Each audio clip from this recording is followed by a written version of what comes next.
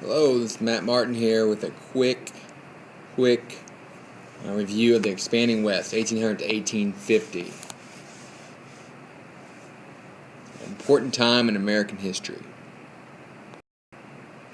Why did Americans move west? Well, Americans, we don't accept things that we don't enjoy and things that are not what's best for us. So many people in the East were struggling, and they decided after Lewis and Clark expedition that there might be more opportunity in the West. The opportunities of free land in many different ways to make a living and make a better living is what drove people to the West. You think about why do people move? Most of the time, it's for increased prosperity, increased money, and people moving west basically did that for the most part. Most of them moved for those things. Manifest destiny is a huge idea behind this moving to the West, and it was kind of the idea that many Americans had that Americans should rule from coast to coast in the North American context, that the United States should stretch from the Atlantic to the Pacific, and that God wanted us to do that. If you look at this image, this famous painting, people thought that the Americans thought they were bringing the light of education, society, and Christianity to the West. The idea of manifest destiny is a very big American idea that builds on the start of the American dream, really. It's the idea that you make your own luck in America. You have the opportunity in the United States to do whatever you want to do as long as you're willing to have good ideas, follow through on them with hard work. And you can really forge your own destiny in the United States. The idea of manifest is to create destiny as your dream, your reality. And in the United States, we really believe that. And that's something we can apply today. 2 steps here you can just do about anything. You have an idea in your head and you follow through with it with persistent action, you don't give up, you can achieve a lot in the United States. And that's the Oregon Trail was the trip that many people took to the West. Starts in Independence, Missouri, ends up in Oregon. It's a difficult, dangerous trip, but these people were risk takers. They had dreams and they followed through with them. They were persistent in their actions toward their dreams. They didn't have the whole trip planned out ahead of time. They knew what they needed to do, and they did some pre-planning, but they took it one step at a time and built momentum as they headed towards the West, one day at a time, walking about 20 miles a day, every day, 20 miles, 20 more miles. It was very expensive. Families had to take a risk to go out there. $600 was 2 or 3 years' pay at that time, and families saved up. They traveled out there. They bought an oxen and buggy, and they went out there to try to start a new life in Oregon or Northern California.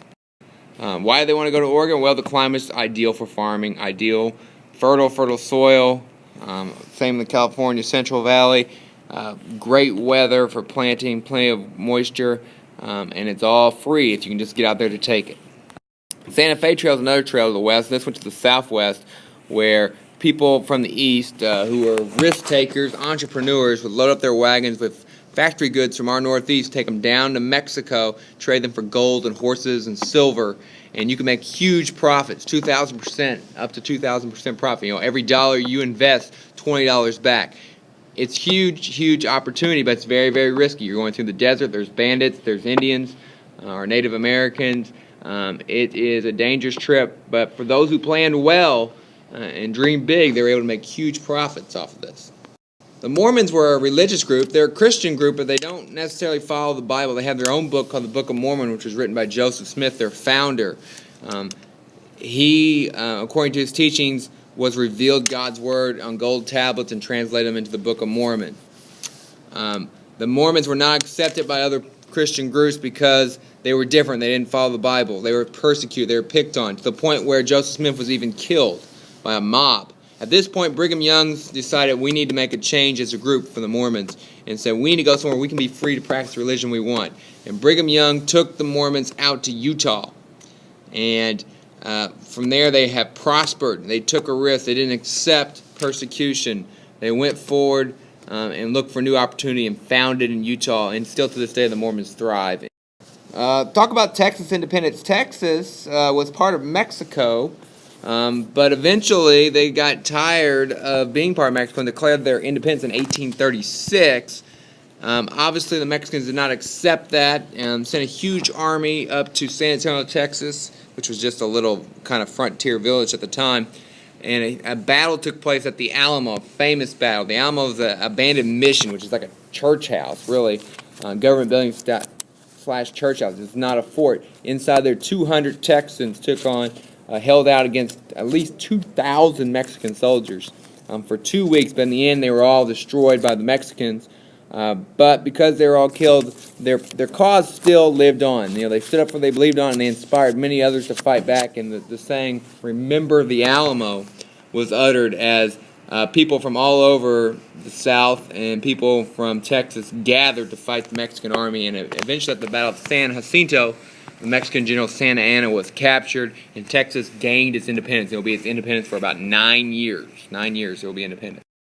If you look at Western expansion, we'll make some treaties to gain Oregon from Britain. We will take California in this area from Mexico eventually and add the Gadsden Purchase, the part we will buy here in the bottom.